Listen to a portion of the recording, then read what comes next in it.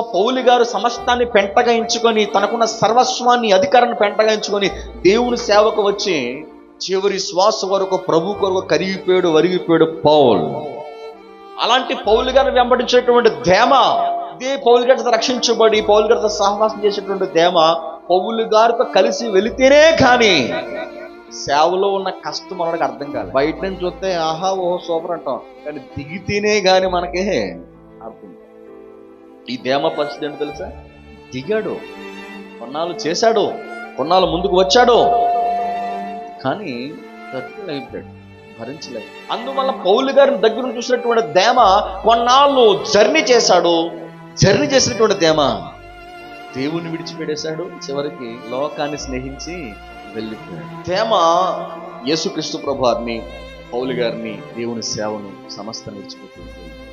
ఎందుకు వెళ్ళిపోయాడంటే లోకం పట్ల ప్రేమ.